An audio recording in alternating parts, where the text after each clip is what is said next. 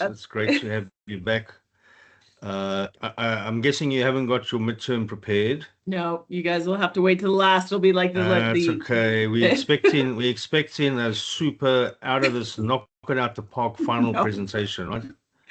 no, it was like China was like just so intense. Like anyway, well, I don't want to hijack the Okay. meeting for that. But Okay. So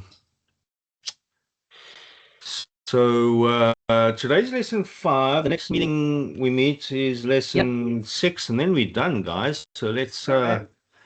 let's hang in there. I know Michelle will be back. Um, Greg was just too busy, so he said he'll join the next program we run and do it then. Okay. Um, um, Kyle is really busy with his new business, so I'm going to do him a huge favor and do some one-on-one sessions with him so he can get finished and hopefully he can still attend our graduation. We'll see if he gets it done by then. Yep. But that's just how it goes sometimes, right? And Yeah. Kimberly is also bailed because her mom is ill and she needs to be in the hospital on Fridays, and so she said she'll join the next program as well. So that's just how it goes sometimes. Yeah. Okay, so let's Yep. get into it. I am recording it for Michelle and Hi, Michelle. maybe.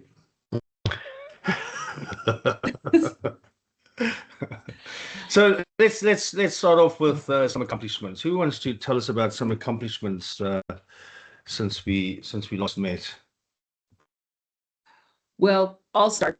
They won't be big accomplishments, but I'll start. So I think it's kind of a roll off of it rather than my own personal accomplishments. But I've got my son now working on some projects for me. And so I've kind of set him up in a similar way because he has, the what is the apple doesn't fall off from whatever.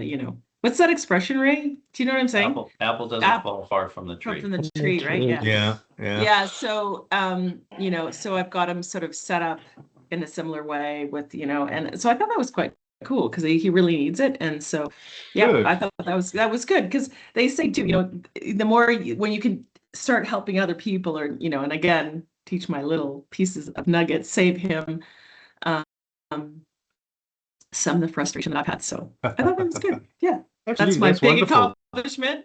Woohoo. That's wonderful. Maybe. And all your trips that you've been on, have those been successful? There must be some Yeah, like I accomplishments there think as well. yeah, like I think, like we're, the off take is getting there. We had hoped to sign a few in China, but it's a whole thing. But I think we're pretty close, and then some other giant projects may come out of it. So I'm looking at a billion-dollar financing, and I don't know how real, but we're Yeah. going through all the processes of that. So if that comes through, I'll announce that. But yeah, so it's lots of opportunities, lots of interesting things, and I can take that offline with you, Ray, about some of the Awesome. stuff. Yeah, we Get can some of talk your about ideas that. on it. But so I don't know, it I don't was. know what, and I don't know what you told Peter Schlu, but he seems to love you. So Oh my God, it was so funny because I love that. Yeah, like again, I could go. I mean, that guy was just so hilarious. He was like my people. I thought he's like down in the dirt and he's up there and he's like. I just thought, oh God, this guy. Because I thought, sometimes just to give you guys a little context, and then I don't want to hijack it because it's not really totally relevant to this, but I find, in the mining industry, you've got the financial person, the geologist, and this guy's, the financial guy, but he's really like, he's very creative and he's like up there. He's learned how to drill. He's a CPA. He's learned how to drill. He's like right at the. he operates the drill rig when he's there. I know. And I thought, that's in a junior mine. That's what you should do. Like, you know what I mean? Because like, what's going to happen and no one's bullshitting you. And he's all in, that guy. I just loved him. I loved him. Yeah. Good. So anyway. Good. Yeah. Thank you, Tora. So Jody, tell us about some of your accomplishments. How's your move going and all those things? Tell us the good things. Well, I think my goal was to have the house on the market, right? Yeah. Mhm. Well, it sold yesterday. Oh, well done. Oh, nice. So I spent, I forget, I think the last session we had, I was in the middle of the photographs, right? The photographs were being done. Oh, yeah. Okay. Cool. And they were late, so we couldn't get it really out for the weekend market. But we got it out Sunday morning. I had 4 guys here helping me with finishing touches because I was exhausted. I spent 77 hours that week on the house. And So it went out on Sunday, and we got a request for a showing for Monday night, and they gave us an offer on Tuesday. We sent it back to them Tuesday. They sent it back to us Wednesday morning, and we signed it off on Wednesday night. Well done. So That's they had amazing. Wow, that's five yeah. days to get insurance and the mortgage. And there was a hiccup because if you remember the last time you sold a house, there's this stuff about disclosure, right? But you don't really need to disclose anything unless they really ask. Okay. So they asked about flooding and they asked about fire. Well, they didn't think to ask about any insurance claims, but the insurance company did, because we had a Jeep run into our house Okay. 3 years wow. ago, hit the Wow. basement window and cracked the cross beam. So we had to have an engineer in here and all that kind of stuff. So they got nervous about it. The insurance came in higher than they expected, and we had to drop the price at the last minute to close the deal. But we're closed, and we move in under 2 months. Wow. There's your August next 6th. goal now, right? Is to get everything ready for the move. Yeah. Well, the next Amazing. goal was supposed to be business, if you recall. Yeah. Oh, But and I'm still trying to move that forward. But yeah, the business is going to have to back away a bit because we need to finish packing and we need to find a place to rent. So Yeah, for sure. I forget, Jody. What was your plan? So you want to did you want to move somewhere else? I just can't remember. Or do you want to rent always? We're downsizing, taking the equity out of the house and renting, so that we can move quickly over the next 5 years, depending on what happens with kids and aging parents and stuff. So okay, so you're trying to still figure out where you want to move to. we will move in the area somewhere because we have to support the aging parent. But there's another family member that supports the parent that's moving up to Stony Creek. We're in Burlington, so if we're up in Hamilton and Stony Creek, then the aging parent may end up being in a retirement home somewhere up there instead of downtown Burlington. So right. Yeah, no, my mom lives with me, so I know since she was sick while I was away, and she's on the mend, so I know what you mean. Yeah, that too might be an option, which we have the flexibility to do, or get a place with an in-law or a duplex. She lives next door, but my mom's been great living with her. I don't have any other accomplishments worthy of talking about. That's huge. That's huge. That's huge. Yeah. Sometimes the little ones are the important ones. The huge ones are great, but sometimes there's little ones in there as well that we need to acknowledge, right? So well, I can acknowledge then that from a delegation perspective, my eldest has taken over the scheduling of the tasks to get done. Good. That's great. See, this is good. Yeah. That was my accomplishment. So Jody, you're like, will have me. But I was just excited about that. I have to tell you, that's a pretty big one, Yeah. Excellent. Thank you, Jody.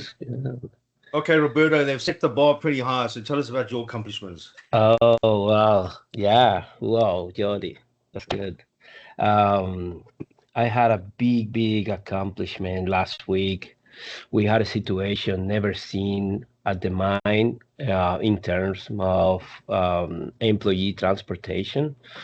We had like a bus with 52 people inside, and there was a crash on the road. Yeah, and the thing is, at that point where the crash happened, not with the bus, with another vehicles, there was no alternative route.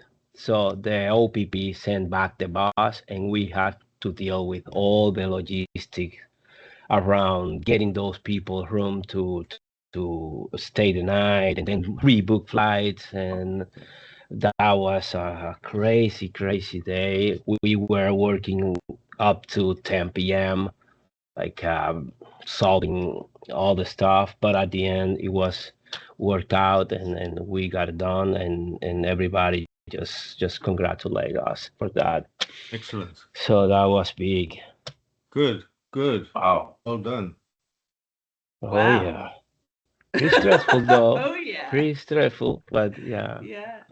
Yeah, Okay. it was. All right, and thanks for letting me know that about not being able to sit for too long. But Roberta, if you need to turn your camera off and move around, just go ahead, eh? Oh yeah. If you know, if you see I'm a little bit off today, is because because of that. I'm just really tired. Oh no, no! I just got minor surgery yesterday, so Oh, okay. I'm here because of you guys. Well done. Yeah, just so I you love know, it. Showing I up. That miss means you, something. and Yeah. yeah, no, I I know, miss I you, and I miss you said, guys too. It's so nice to just get inspired and go, oh shit, I got off my so, game. Yeah, especially the two of you and yeah. Yeah, we And got to. Michelle. Yeah, oh yeah, that's for Yeah, sure. yeah. good. Amazing. So, how are we doing with our time management? Are we in control? Are we using our success planners? Are we using Outlook? Tell us how we're doing with managing our time. I can start on that one. It took me a week to recover.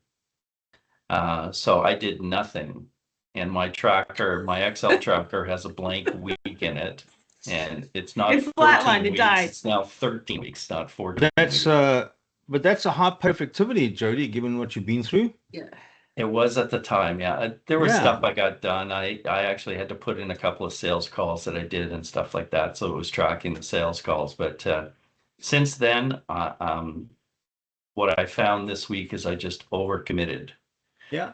So, but I am must- definitely staying on track with this. Yeah, that's good. And taking that time out is a high productivity. So you got to pat yourself on the back that you had the insight to say, you know what, I need to back off a little bit. That's important. That's why we call it recreation, because we recreate ourselves. Mm. Okay. So I'll keep that one in mind. I'll keep that one in mind. Recreate myself. Yeah, exactly. That's what recreation is all about. We need to take time out sometimes just to, people say charge the batteries. I like to say we've got to go and recreate ourselves and get some more energy. Good, Jody. So, Robert, how are you doing with your time management? Are you using your success planner, the My Time? What are Yes. you doing? Yes, I'm using it, and I'm recording everything work related. And now that I'm home, I'm recording a few stuff like you advised in the last meeting. Yeah. For example, I'm setting or blocking hours to go to the park with the kids and Good. do some spend some family time and do some work around. My wife is producing a podcast. Oh, And cool. oh yeah, she's in there. I'm in her setting right now. Okay. Yeah, I have to make sure not touching or breaking anything because I don't want to get kicked out of the house. So, Yeah, it's good. but Good. yeah, Good yeah, thinking. I'm using I'm recording everything and even my calls, the follow-ups and all the stuff. And man, I have to tell that's a big Good. game changer. Good. I'm glad you're using the My Time. It really is a useful tool if you use it on a regular, like daily basis. It's really good. Mm-hmm. How about you? How about you, Tara? Yeah, so I really like the was it the system on the email, like that really helps me to prioritize and put things in, because that's always been a thing where I'll get so many little things that I have to get done. Yeah. And then Yeah. I used to have such a capacity to remember things, which I don't have anymore. Gracias. And so that just helps me because then it just takes the stress off.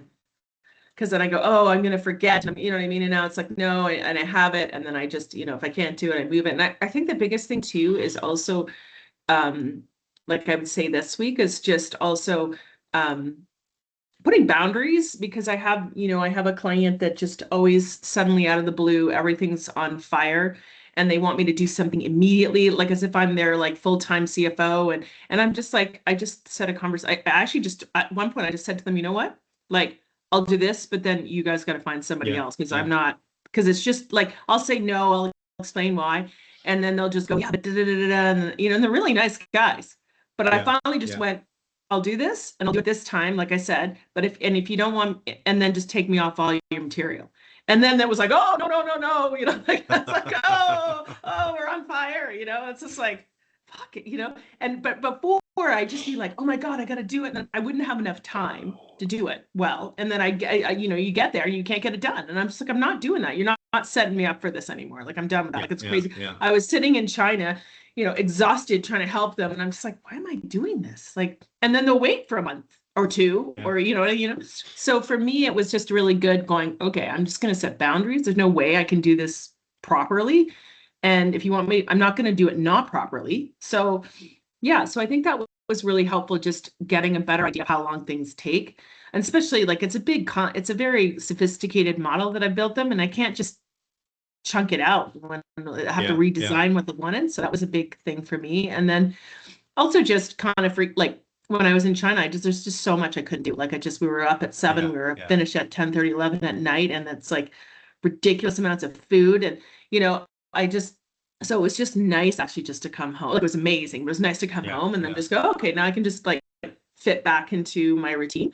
And then also just again, trying to now even planning, the next time we go is to say, okay, well, what also within that context of, we didn't know what to expect or how it all roll, but now I think the next time we go, we're going to just control the time again. Cause like again, it's a different culture and they just want you to spend the whole day with them and drink. I don't drink. You just a little hint. Anyone, if you go to China, just tell them you don't drink at all, because it's just like it's a thing. Like I could go on about that. So I just said I don't drink at all.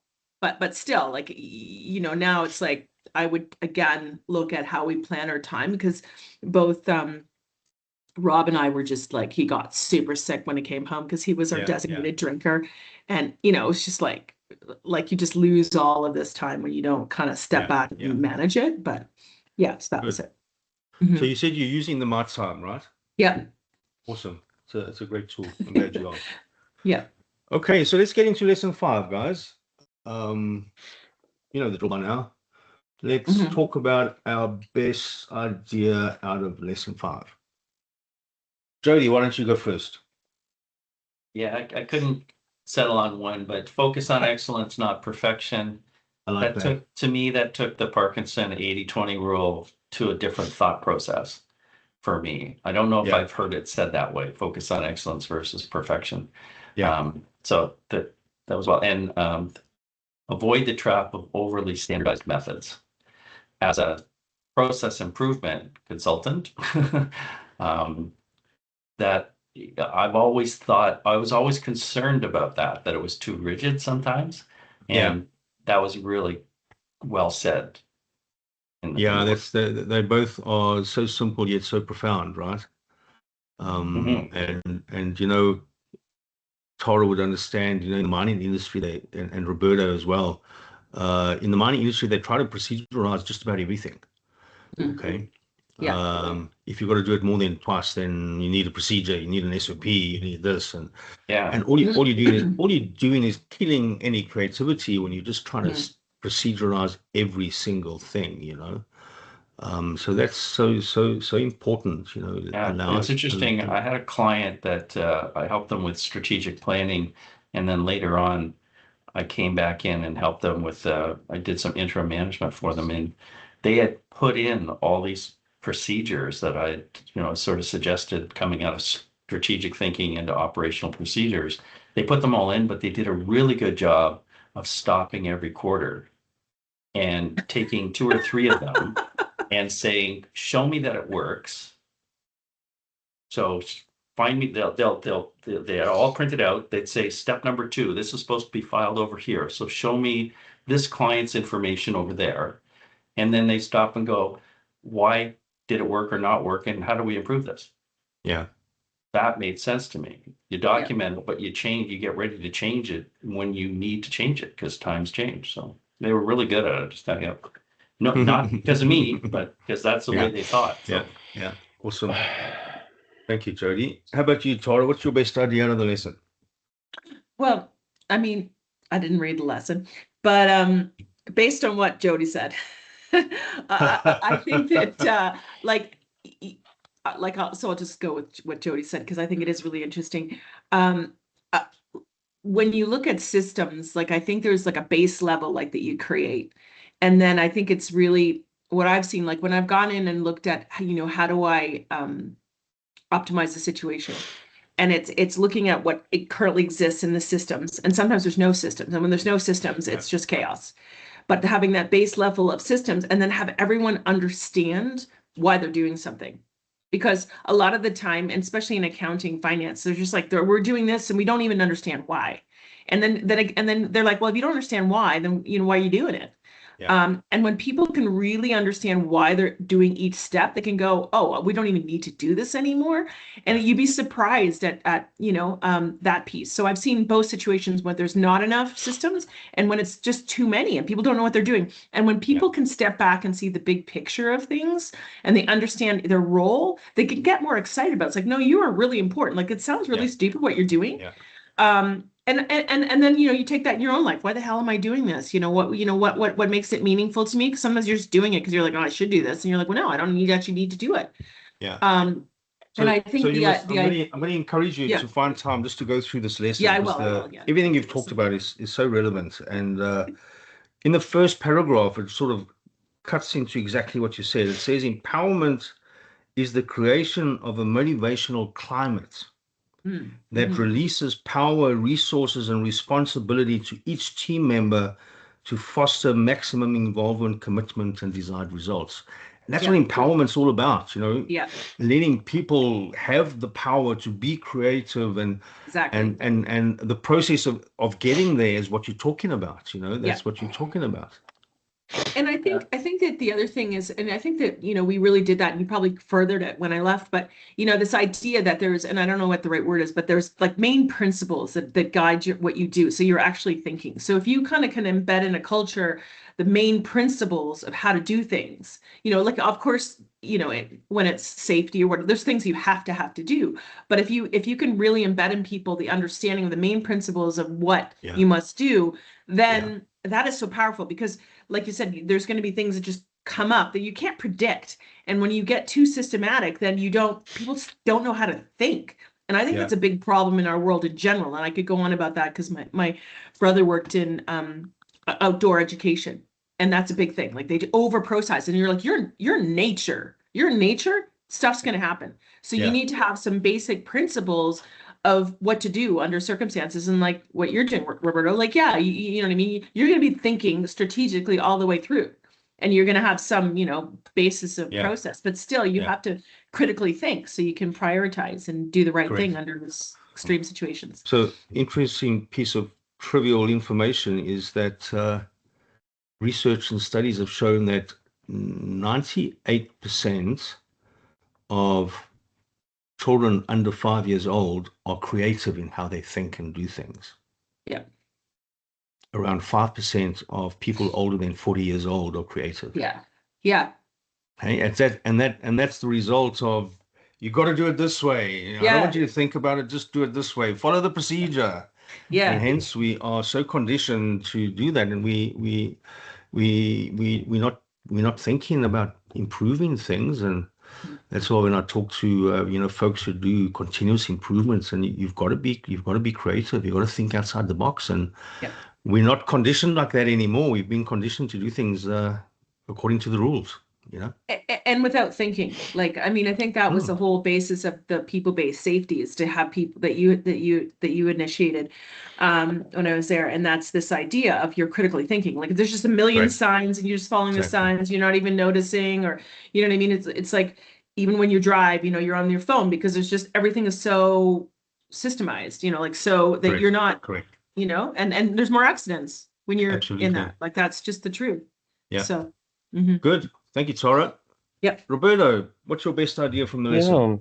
Well, one thing, when you are empowering and delegating, you are still responsible for the outcome.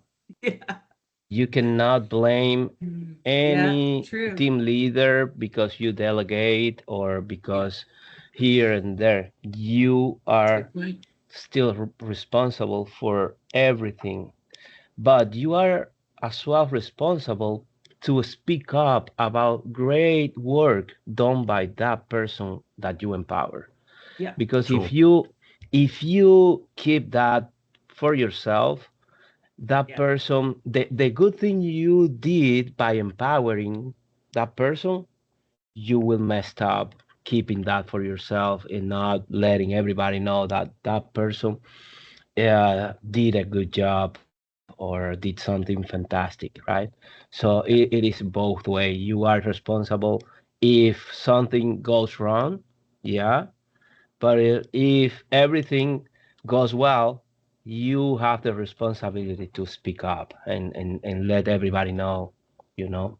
So Good. that's Excellent. Thank you, And I Roberta. think, That's really important too. Tara. yeah, I know. I just want to say, and I think it's so satisfying, like when you've actually delegated to someone and they've like kicked it out of the park. I think it feels more exciting than if you did it yourself. You're like, oh, you did it yourself. It's almost not as exciting. But when someone, that just like steps up and does something even better than you imagine, it's so Absolutely. exciting. Like you're just like it, like can totally make your day. Sure. So yeah, I love that. Yeah, And it's so true. sidebar for me on that delegation thing was the difference between delegating and empowering. Yeah. The distinction. I don't know if they clearly said it like it was two different things, but the way that I interpreted the lesson is like you can give it to someone to do, but empowering them to get it done is two different Yeah. things. Yeah. Correct. And mhm. giving them And enough. often, Yeah, go ahead. I Sorry. often hear people when I talk to them, they say, "I need to hand this off," and I hate it when people say that. Yeah, I say, yeah, "What do you yeah, mean you got yeah, to hand yeah. it off?" That's a It doesn't you get gotta handed change off. your language because you don't hand things off. That's so true. That means you just say, "Well, do this and get done," instead of empowering, like Jody's talking about, right? And delegation, if it's done properly, is empowerment as well. So they do go hand in hand, right? Yeah. Uh-huh. Any other ideas you want to talk about that we haven't talked about from that lesson? I just want to make another side comment on Roberto's stuff too. I know for myself, like when it's been unsuccessful, it's because I haven't really given them enough information. I'm just like I'm literally like, oh my God, I'm so busy. You do this, and I'm like, I don't Yeah. have time to really like just go do it, And then it's like, and then you see what they're done, and you're like, holy, that's not what I needed. But Mhm. like, and then it's just like, and then you're going, oh, if I just had stopped, taken a moment, really thought it all through, made sure they had everything, it would have been successful. But I'm just Sure. too much in my head and running too fast and not slowing down. So yeah. No, yeah. yep. Yeah.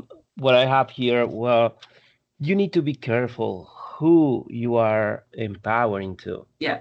because 100%. if you empower the wrong person with the wrong attitude, I've done that too. you will, yeah, you will get the whole team feeling the pressure, because that person doesn't have the right attitude to lead the way.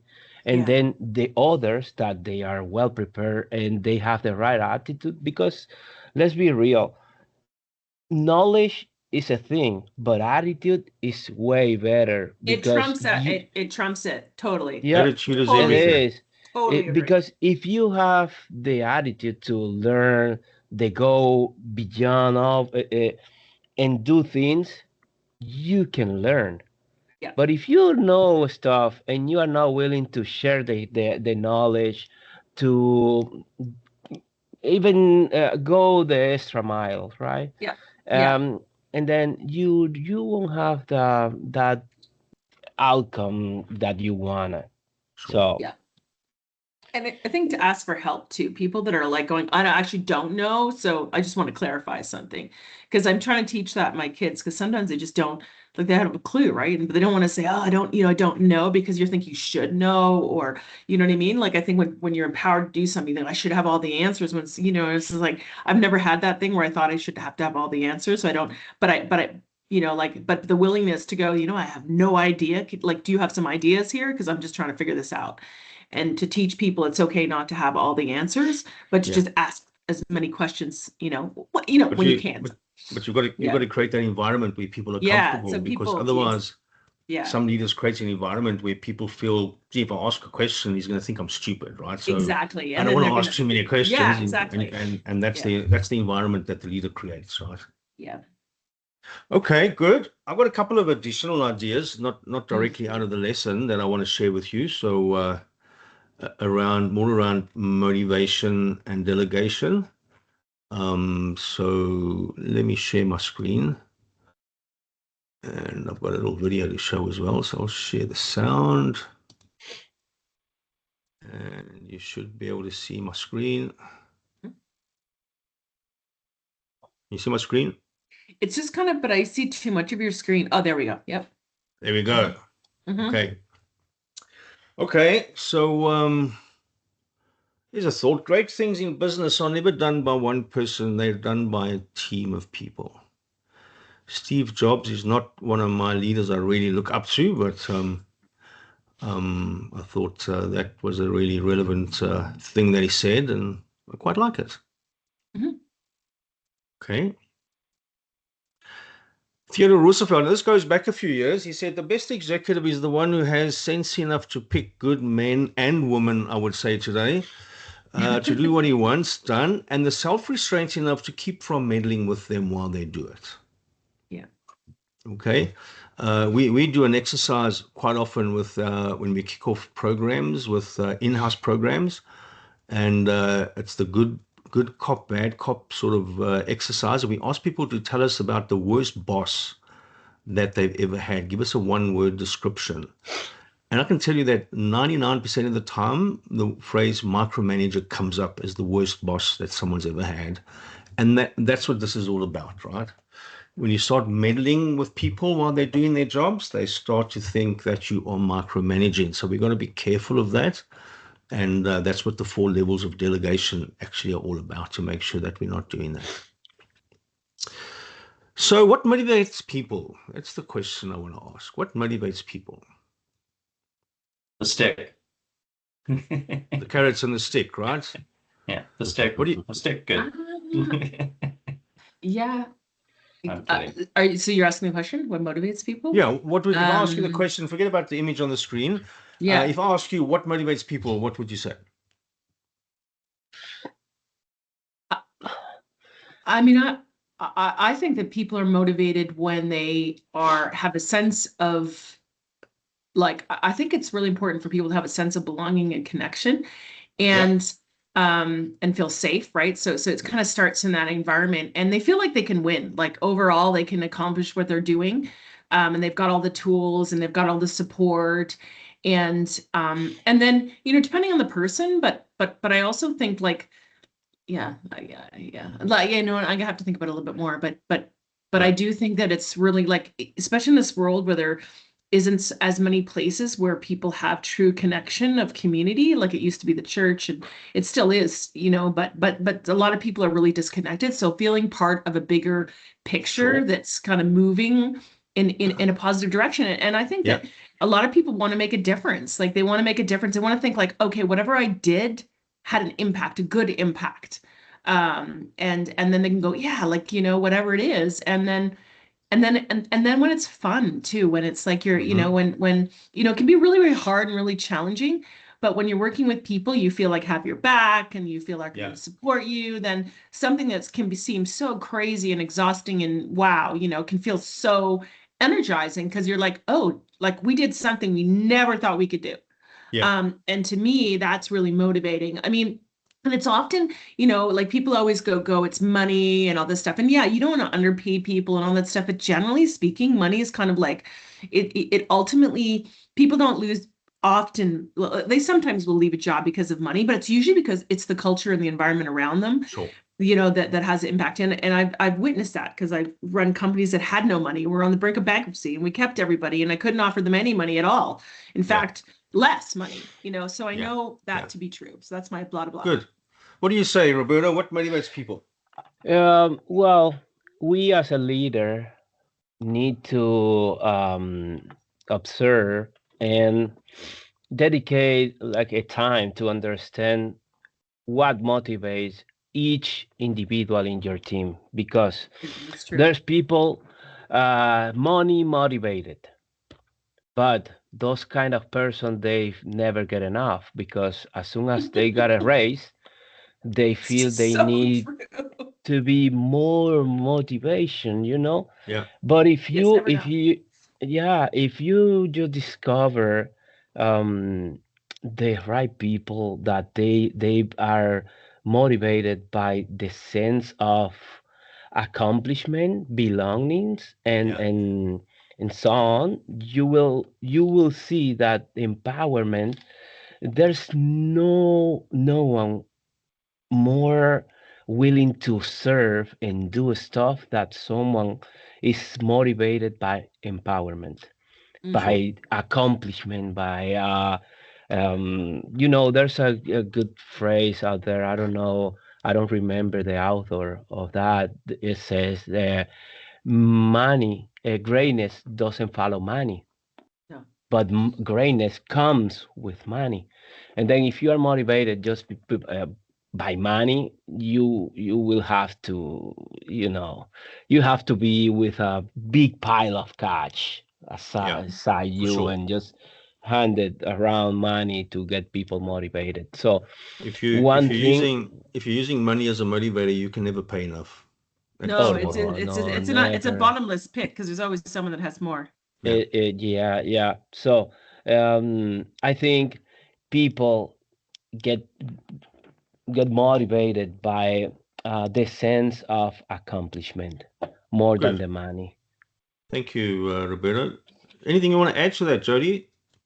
Well, I could spend half an hour on this because Yeah. No, we haven't got that much time. I have a model called Motivating Factors about assets, values, and cravings. So cravings is an accomplishment, as Roberto mentioned, or something like that. So I think we're each individually motivated by those, but on a general basis, the what I took from the lesson was we're motivated to do what we want to do for the reasons we want to do it.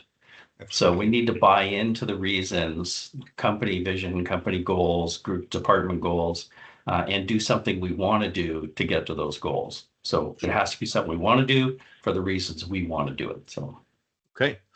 Excellent. So I've got a video I'm going to share which outlines sort of 50 years of research on motivation. So I don't want to preempt that. And, I'm going to show that to you in a moment.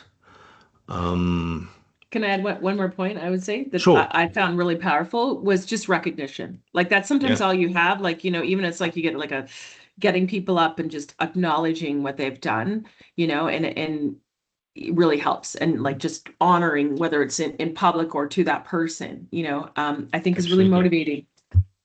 Absolutely. And sometimes that's all you have. Like just I can't give you any money. I can't make it that much fun, but I can say you're kicking ass, and then it's like, oh, okay, wow, all right. There's also 20 years of research that shows that positive reinforcement, that positive recognition is one of the strongest drivers of engagement and motivation within a workplace, right? So as leaders, we don't use it enough, I'm afraid. But anyway, let's move on. So I like to call motivation the tendency to go beyond the call of duty, right? That's really what is at the heart of motivation. And there are a few intangibles that we as leaders can really focus on. And it's the kind of things we've been talking about, right? So the first one is self-esteem, okay? As leaders, if we can build people's self-esteem, that they care about themselves, you are doing, you're taking the right steps to build an environment where people are self-motivated. And as leaders, we can undermine people's self-esteem, right? Yep. We can do that just by the things we say and how we say it. You can really undermine people's self-esteem. So as leaders, we have a responsibility. If you want to build this environment, people are motivated, you need to be building their self-esteem, okay? And the next piece is self-efficacy, right? That's the confidence in what you're doing. And similarly, as leaders, we can, if we drop the wrong person in the deep end, you can completely undermine their self-confidence, okay? By pushing people to do things that they're not trained for, they're not qualified for, can undermine a person's self-confidence, okay? So as leaders, again, like Tara was saying, about that positive recognition, when you're giving people positive recognition and thanking them for the good work that they're doing, you're building their self-confidence, you're building their self-esteem, they feel good about themselves, and they have some confidence in themselves. So those two key pieces are parts of the puzzle that we can easily focus on as leaders, and in the things that we say and the things that we do to build self-esteem and self-efficacy in people. And then the one you've all talked about, that belonging, right? I care about my team. I'm sure we've all worked in teams where you didn't have a sense of belonging, and those teams were not very productive. Okay. They weren't accomplishing great things. So we as leaders need to build an environment where people feel like they belong, like it's a closely in that family that's working together. And then people want to have control. They want to make decisions. Okay. People don't want to be told what to do all the time. Who on this call loves to be supervised? Typically, people don't want to be supervised. What they want is leadership. Okay. People don't want someone watching them over their shoulder. They want to have that sense of control. They want to be able to make their own decisions, which is why we shouldn't proceduralize everything. Okay. Give people some leeway on how to do things. Okay. And the fifth piece of the puzzle is optimism. I expect the best. And what do you think that optimism is in? So I don't really understand the question. Say it again. Optimism in what? So the fifth piece of the puzzle Okay. is having optimism, but what do we need to have optimism in to create this motivational environment? Oh, I think just to make sure, like the optimism is in that it will get accomplished. That you believe in it, that it'll work, and Okay. And Yeah, it'll create the difference that we're expecting it to create. say that again, Jody. I didn't quite understand that. Expect to create the expectation of what we think it's going to create. So being optimistic that we're going to reach this goal and it's going to help the company or me or whatever it is for. Okay, so that's really at the heart of it, Jody. It's optimism in the big picture. It's optimism in my leader. I have confidence in my leader that my leader is going to make good decisions. I have confidence in the CEO of the company that he's going to make or she's going to make great decisions. And I really love the values of this company. I'm optimistic about this organization that I work for. So that's the optimism that we're looking for. And these are the 5 pillars that we as leaders can really, on a daily basis, can be building self-esteem, building people's self-confidence, creating that sense of belonging, through coaching, allow people to take control, allow people to make their own decisions, okay? Empower them to do that, and then build that optimism in where the organization is going, okay? And this process we like to call actively caring, okay? And when we actively care for our people, we'll be doing all these things, okay? I believe firmly that you can't lead your people if you don't love your people. It's as simple as that.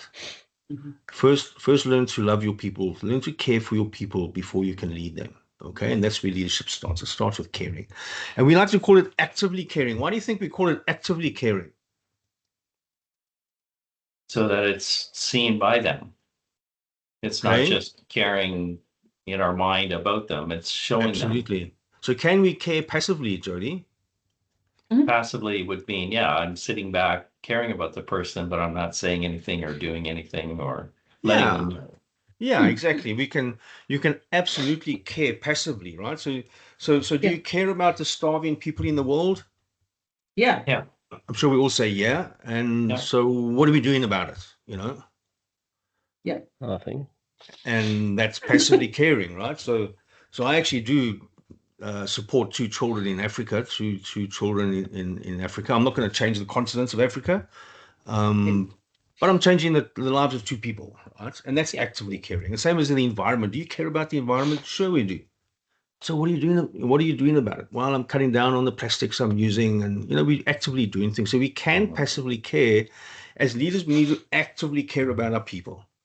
They need to know that we care about them without even saying the word care or love or anything like that, just by the way we behave and the way we talk to people, the way we engage with them, the way we make them feel is how we show them that we care about them. So I really wanted to show you this model because it's a model I've used in my leadership for like 20 years or more now. So I really like that. So now I've got a video I want to show you. It's Dan Pink who did a lot of research and wrote a white paper on motivation, and I really find it quite interesting. So I'm gonna play it for you.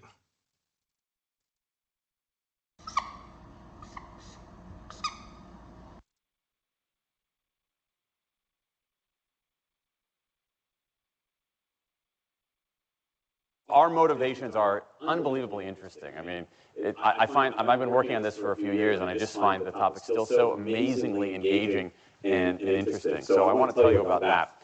The science is really surprising. The science is a little bit freaky, okay? We are not as endlessly manipulable and as predictable as you would think. There's a whole set of unbelievably interesting studies. I want to give you two that call into question this idea that if you reward something, you get more of the behavior you want. If you punish something, you get less of it. So let's go from London to the mean streets of Cambridge, Massachusetts, in the northeastern part of the United States. And let's talk about a study done at MIT, Massachusetts Institute of Technology. Here's what they did. They took a whole group of students, and they gave them a set of challenges. Things like memorizing strings of digits, solving word puzzles, other kinds of spatial puzzles, even physical tasks like throwing a ball through a hoop. Okay, they gave these challenges, and they said to incentivize their performance, they gave them 3 levels of rewards. Okay, so if you did pretty well, you got a small monetary reward. If you did medium well, you got a medium monetary reward. And if you did really well, if you were one of the top performers, you got a large cash prize. Okay? We've seen this movie before. This is essentially a typical motivation scheme within organizations, right? We reward the very top performers, we ignore the low performers, and the other folks kind of in the middle. Okay, you get a little bit. So what happens? They do the test, they have these incentives. Here's what they found out. 1, as long as the task involved only mechanical skill, bonuses worked as they would be expected. The higher the pay, the better their performance. Okay, that makes sense. But here's what happens. But once the task called for even rudimentary cognitive skill, a larger reward led to poorer performance. Now, this is strange, right? A larger reward led to poorer performance? How can that possibly be? Now, what's interesting about this is that these folks here who did this are all economists, 2 at MIT, 1 at the University of Chicago, 1 at Carnegie Mellon, okay, the top tier of the economics profession. And they're reaching this conclusion that seems contrary to what a lot of us learned in economics, which is that the higher the reward, the better their performance. And they're saying that once you get above rudimentary cognitive skill, it's the other way around. Which seems like this kind of, the idea that these rewards don't work that way seems vaguely left-wing and socialist, doesn't it? It's kind of this kind of weird socialist conspiracy. For those of you who have those conspiracy theories, I want to point out the notoriously left-wing socialist group that financed the research, the Federal Reserve Bank. So this is the mainstream of the mainstream coming to a conclusion that's quite surprising, seems to defy the laws of behavioral physics. So this is strange, a strange finding. So what do? They say, this is freaky. Let's go test it somewhere else. Maybe that $50 or $60 prize isn't sufficiently motivating for an MIT student, right? So let's go to a place where $50 is actually more significant relatively. All right, so let's take the experiment. We're going to go to Madurai, India, rural India, where $50, $60, whatever the number was, is actually a significant sum of money. So they replicated the experiment in India roughly as follows. Small rewards, the equivalent of 2 weeks' salary. Small performance, low performance, 2 weeks' salary. Medium performance, about a month's salary. High performance, about 2 months' salary. Okay, so those are real good incentives. Okay, so you're going to get a different result here. Well, what happened, though, was that the people offered the medium reward did no better than the people offered the small reward. But this time around, the people offered the top reward. They did worst of all. Higher incentives led to worse performance. What's interesting about this is that it actually isn't all that anomalous. This has been replicated over and over and over again by psychologists, by some extent by sociologists, and by economists, over and over and over again. For simple, straightforward tasks, those kinds of incentives, if you do this, then you get that, they're great. For tasks that are algorithmic, set of rules where you have to just follow along and get a right answer, if-then rewards, carrots and sticks, outstanding. But when the task gets more complicated, when it requires some conceptual, creative thinking, those kinds of motivators demonstrably don't work. In fact, money is a motivator at work, but in a slightly strange way. If you don't pay people enough, they won't be motivated. What's curious about, there's another paradox here, which is that the best use of money as a motivator is to pay people enough to take the issue of money off the table. Pay people enough so that they're not thinking about money and they're thinking about the work. Now, once you do that, it turns out there are 3 factors that the science shows lead to better performance, not to mention personal satisfaction. Autonomy, mastery, and purpose. Autonomy is our desire to be self-directed, to direct our own lives. Now, in many ways, traditional notions of management run afoul of that. Management is great if you want compliance, but if you want engagement, which is what we want in the workforce today as people are doing more complicated, sophisticated things, self-direction is better. Let me give you some examples of this, of almost radical forms of self-direction in the workplace that lead to good results. Let's start with this company right here, Atlassian, an Australian company. It's a software company, and they do something really cool. Once a quarter on a Thursday afternoon, they say to their developers, for the next 24 hours, you can work on anything you want. You can work on it the way you want. You can work on it with whomever you want. All we ask is that you show the results to the company at the end of those 24 hours in this fun kind of meeting, not a star chamber session, but this fun meeting with beer and cake and fun and other things like that. It turns out that that one day of pure, undiluted autonomy has led to a whole array of fixes for existing software, a whole array of ideas for new products that otherwise had never emerged. One day. Now, this is not an if-then incentive. This is not the sort of thing that I would have done 3 years ago before I knew this research. I would have said, you want people to be creative and innovative? Give them a frickin' innovation bonus. If you can do something cool, I'll give you $2,500. They're not doing this at all. They're essentially saying, you probably want to do something interesting. Let me just get out of your way. One day of autonomy produces things that had never emerged. Right, let's talk about mastery. Mastery is our urge to get better at stuff. We like to get better at stuff. This is why people play musical instruments on the weekend. You got all these people who are acting in ways that seem irrational economically. They play musical instruments on weekends. Why? It's not going to get them a mate. It's not going to make them any money. Why are they doing it? Because it's fun, because you get better at it, and that's satisfying. Go back in time a little bit. I imagine this if I went to my first economics professor, a woman named Mary Alice Schulman, and I went to her in 1983 and said, Professor Schulman, can I talk to you after class for a moment? Yeah. I got this inkling. I got this idea for a business model. I just want to run it past you. Here's how it would work. You get a bunch of people around the world who are doing highly skilled work, but they're willing to do it for free and volunteer their time, 20, sometimes 30 hours a week. Okay, she's looking at you somewhat skeptically there. Oh, but I'm not done. And then what they create, they give it away rather than sell it. It's going to be huge. I mean, she truly would have thought I was insane. Okay, it seemed to fly in the face of so many things. But what do you have? You have Linux powering 1 out of 4 corporate servers in Fortune 500 companies, Apache powering more than the majority of web servers, Wikipedia. What's going on? Why are people doing this? Why are these people, many of whom are technically sophisticated, highly skilled people who have jobs? Okay, they have jobs. They're working at jobs for pay, doing sophisticated technological work. And yet, during their limited discretionary time, they do equally, if not more, technically sophisticated work, not for their employer, but for someone else for free. That's a strange economic behavior. Economists who look into it, why are they doing this? It's overwhelmingly clear. Challenge and mastery, along with making a contribution. That's it.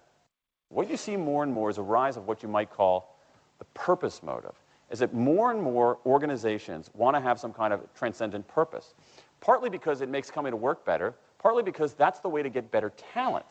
And what we're seeing now is, in some ways, when the profit motive becomes unmoored from the purpose motive, bad things happen. Bad things ethically sometimes, but also bad things just like not good stuff, like crappy products, like lame services, like uninspiring places to work. That when the profit motive is paramount, or when it becomes completely unhitched from the purpose motive, it's just, people don't do great things.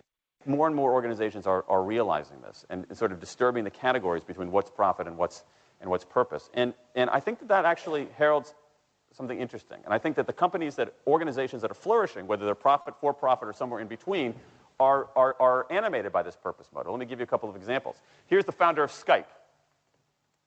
He says, our goal is to be disruptive, but in the cause of making the world a better place.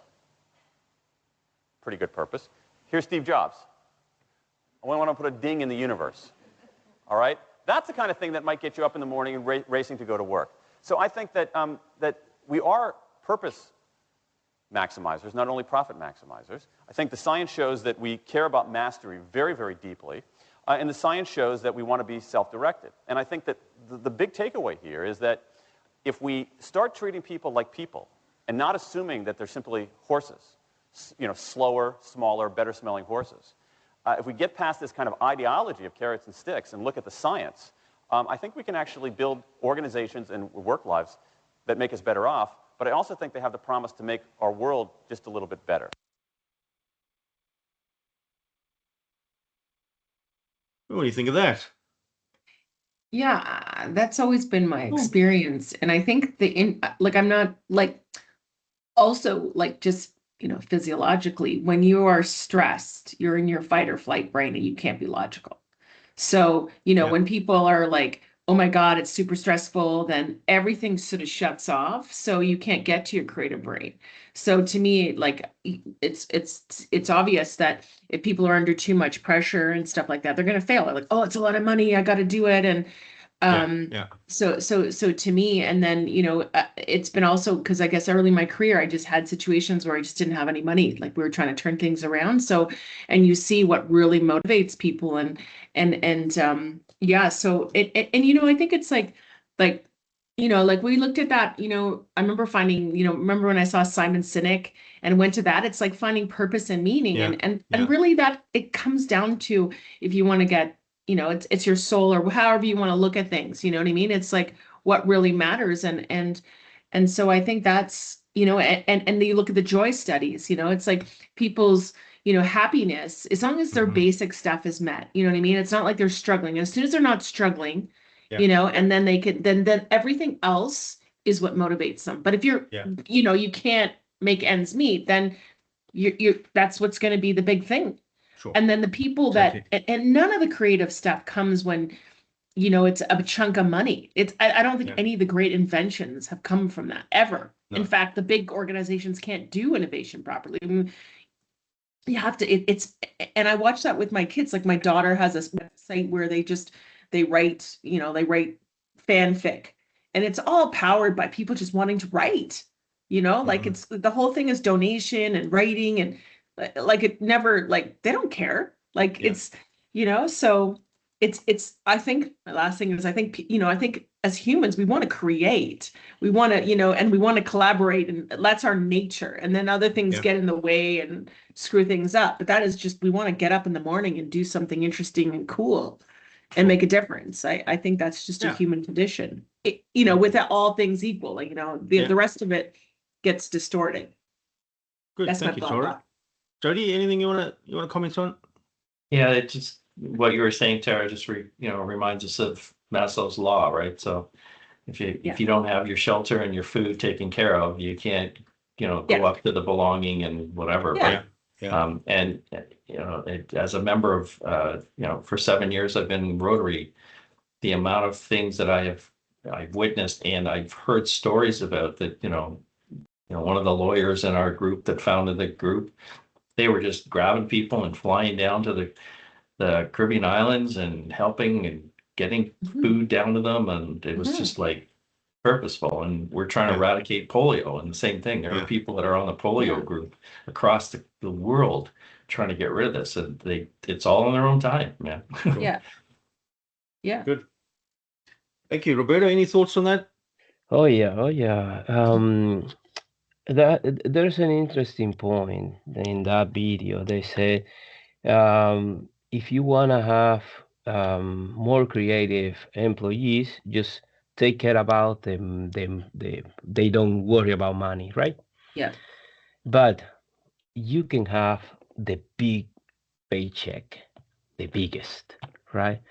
And it is a matter of one or two bad interaction with your leader about Yeah. new ideas that you Mhm. brought on the table. You put those ideas on the table, and suddenly, without even well explained or whatever, those ideas are rejected.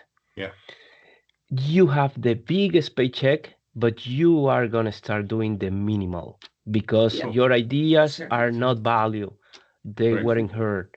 And then that two or one interaction kill all your Right. creativity and Yeah. your ability to bring more new ideas. Because let's be real, not all ideas are brilliant or right. Yeah, of But course. Yeah. if you keep going, like for example, the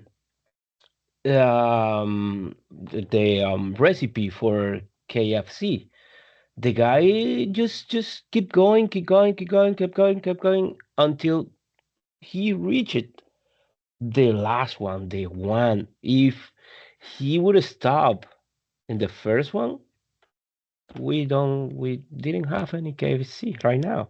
I don't know if So that would be a bad thing though, honestly. How would it be? Then you'd be eating Popeye's chicken, so KFC is nicer. yeah, I for mean, for I won't him, let my kids touch that stuff, just Robert. I'm just saying that stuff's gonna yeah, kill you. Like, it'll kill you. But I get your for point though.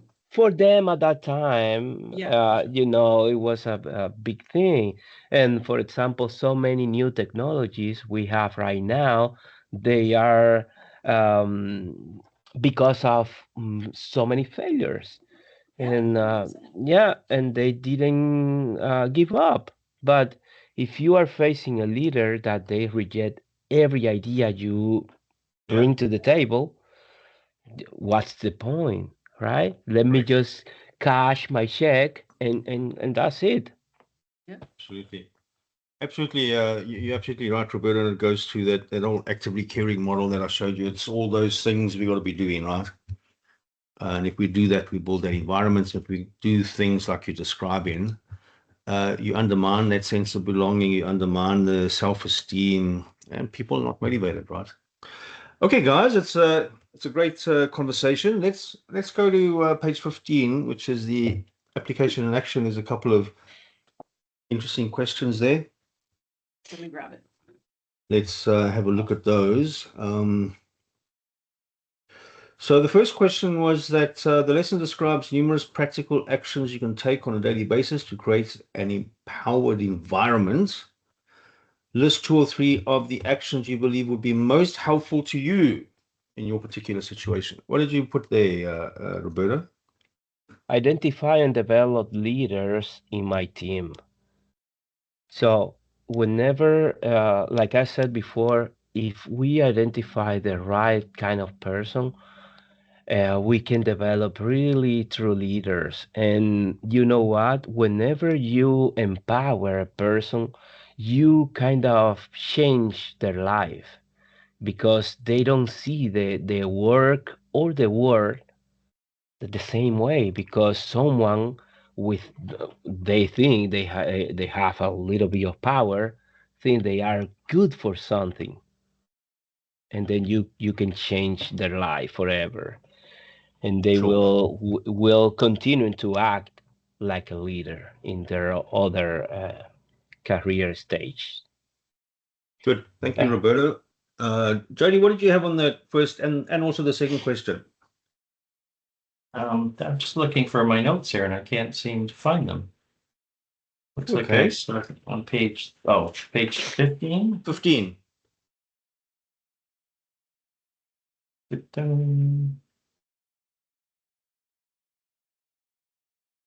Can't seem to find my notes on that, so give me Yeah, a, don't worry. go to Don't worry. Tara, let me take a All look right. here. So Tora, talk to us on question 2. What conditions make empowerment and delegation even more important now than in the past? What would you say to that? I mean, I think it's because there is even more now a disconnection because of social media or no, so like just so much, there's so much distraction now. There's so much connection, but it's quick. And so to me, it matters that the personal connection is even more important, especially because, you're dealing on teams or you're not always close to people. So to me, this ability to connect with people and support people and have them understand how much you do care and Yeah.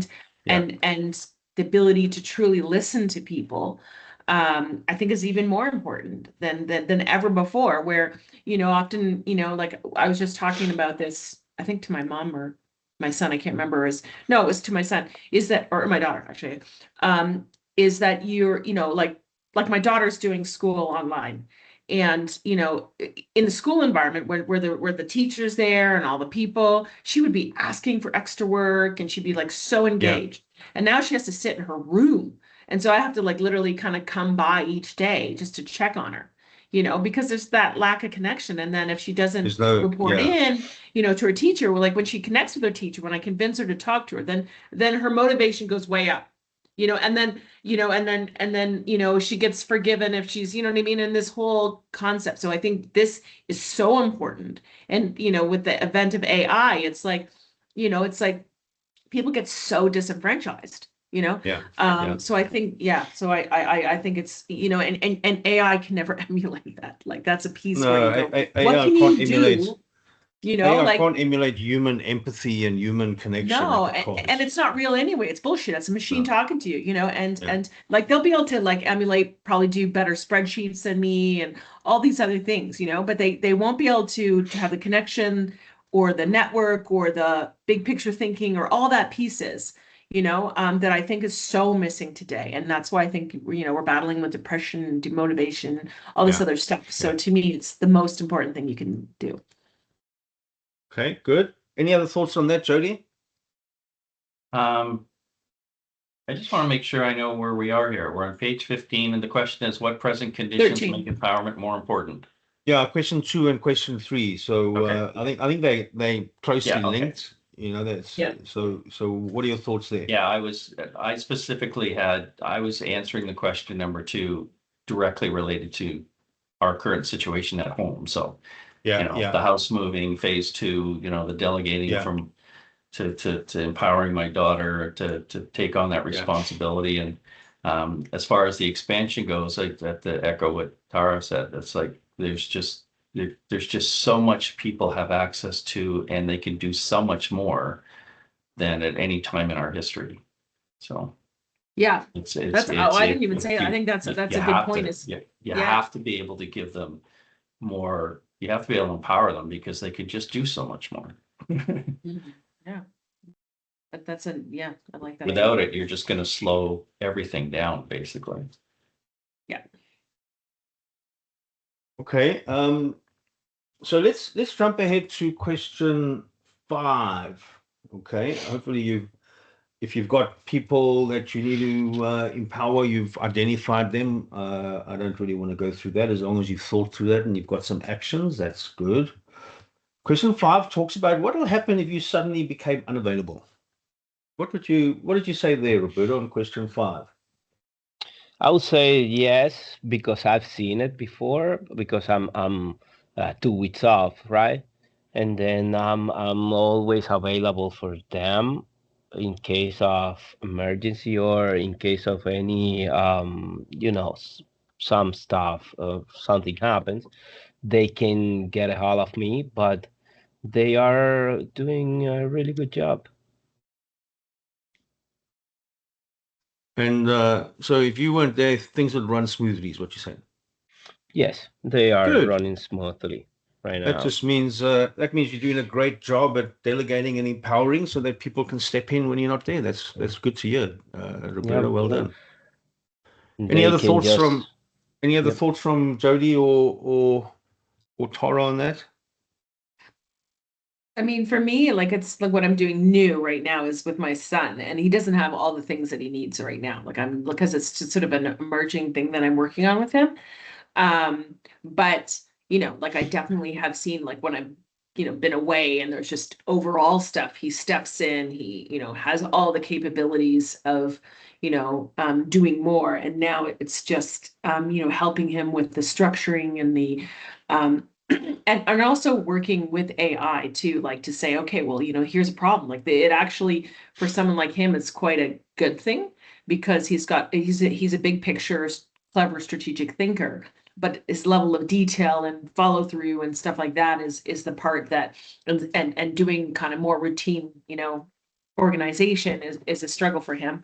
So it's one of those things where I just have to stay for the next little while, just kind of checking in and going, okay, where you're at, how are you doing? Like, and can I show you, how to use this tool so like you can be a rock star?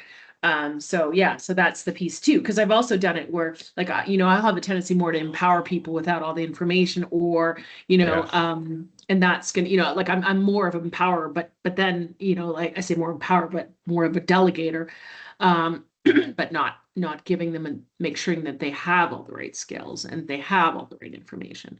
So yeah, so I think with my son, it's just keep checking in and just stopping. I've got a lot I have to do, but really putting that as an important part. Yeah, that's kind of where I'm at. Yeah. Good. Okay. So I want to jump ahead to the empowerment commitment form 5.1. And did we get to complete that?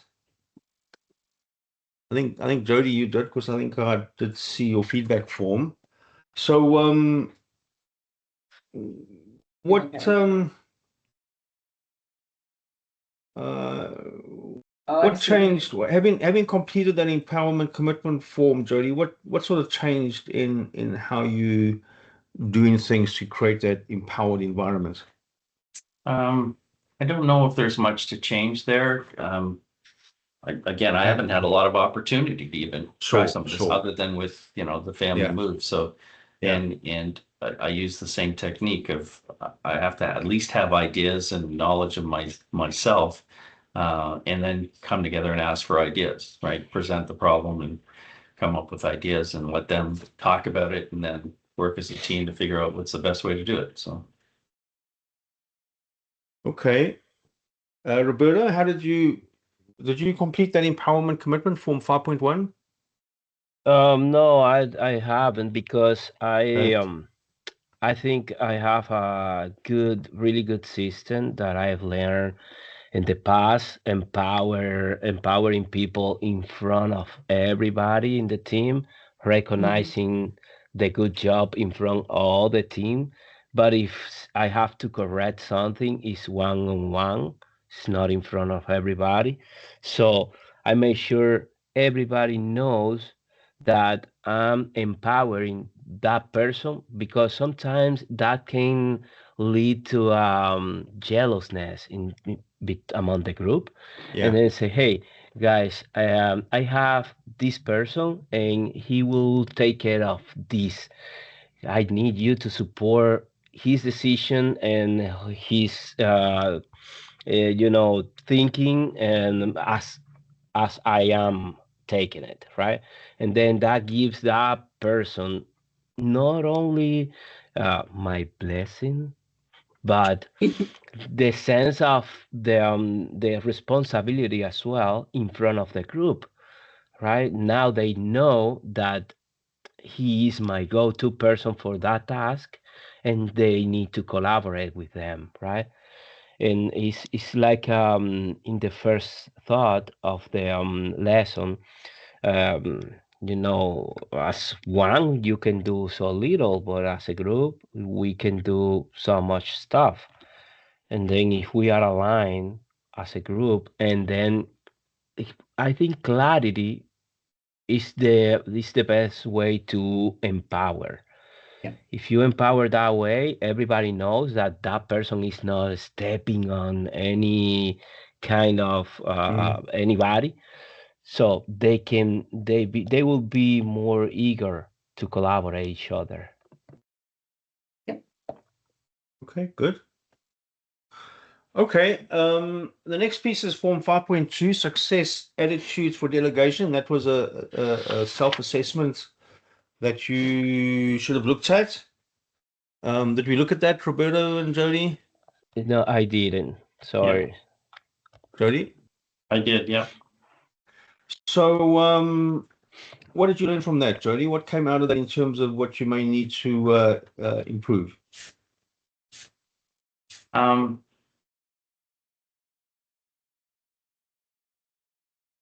think I felt comfortable with most of the stuff that was there. Okay. I think at sometimes, maybe it's similar to what Tara said a moment ago.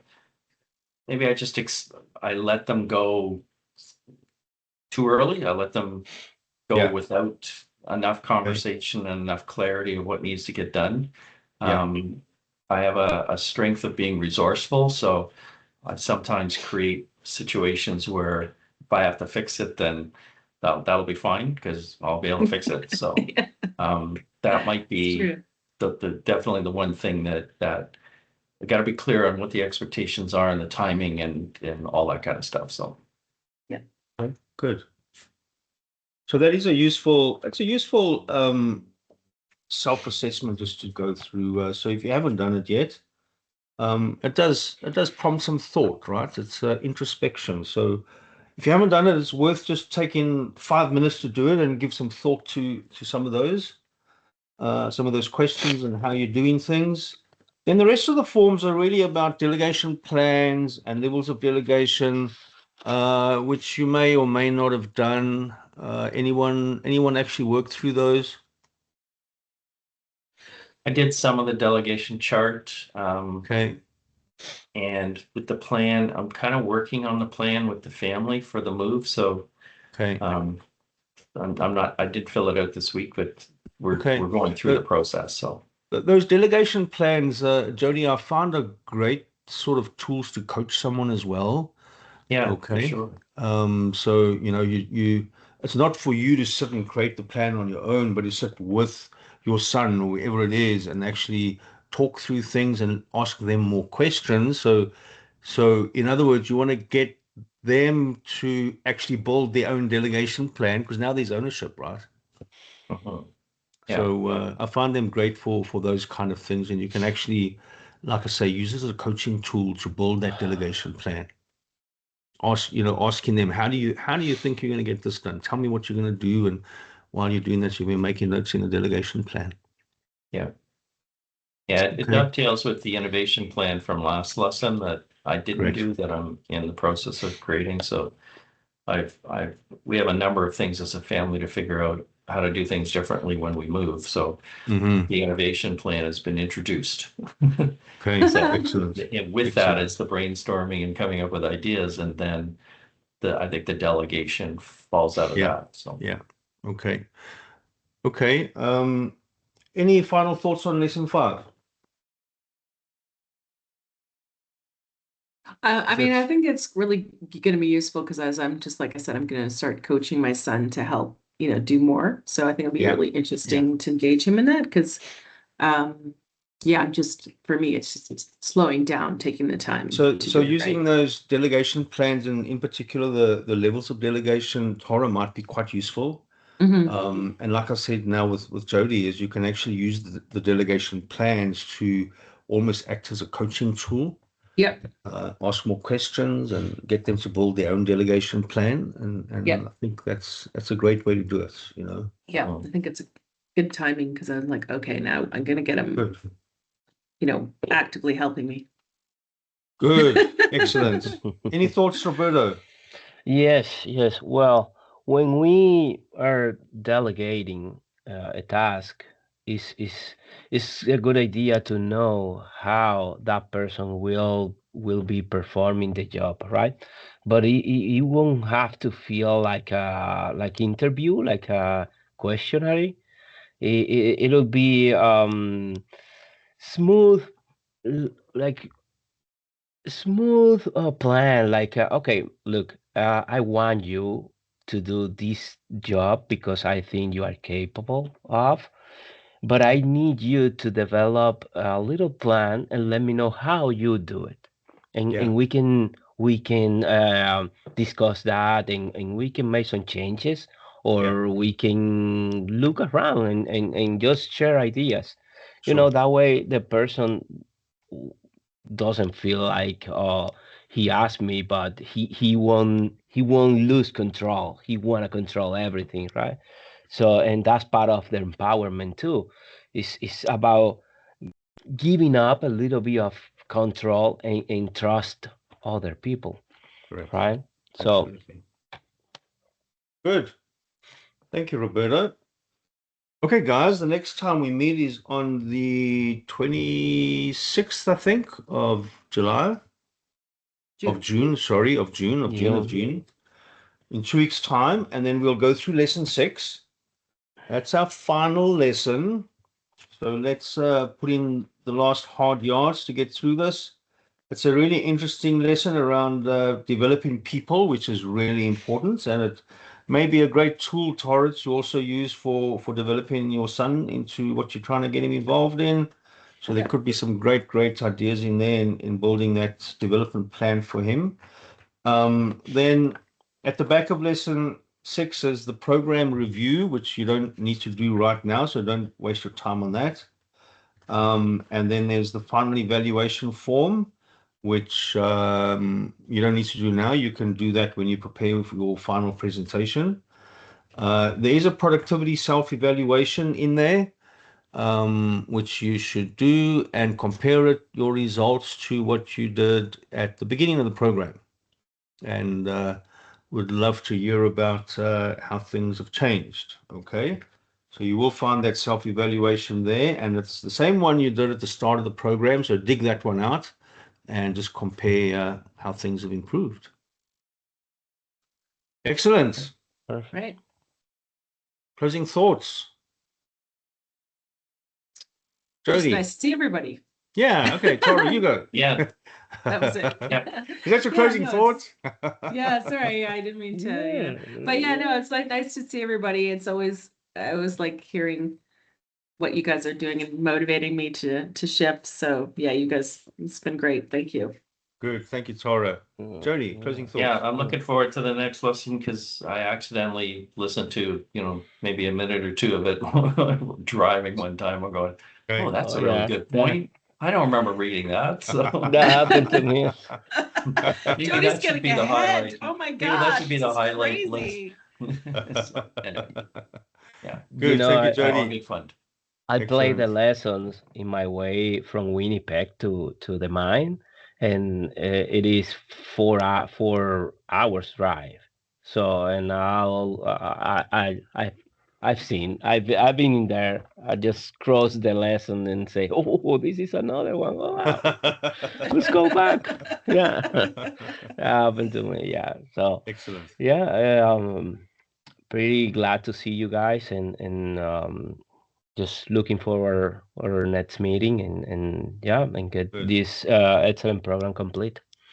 Good. Thank you, Roberto. I hope you recover quickly from your surgery.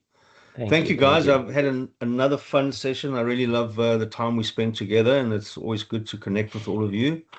Do remember that success happens one step at a time, one day at a time, every single day of your life. So make it happen, Awesome. make that difference every single day.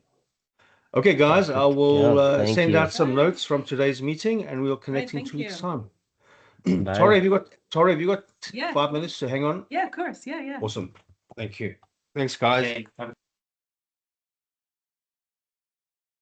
Let Yeah, me just can you hear switch me? off. Let me just Yep. switch off the recording. Yeah. There we go. Stop recording.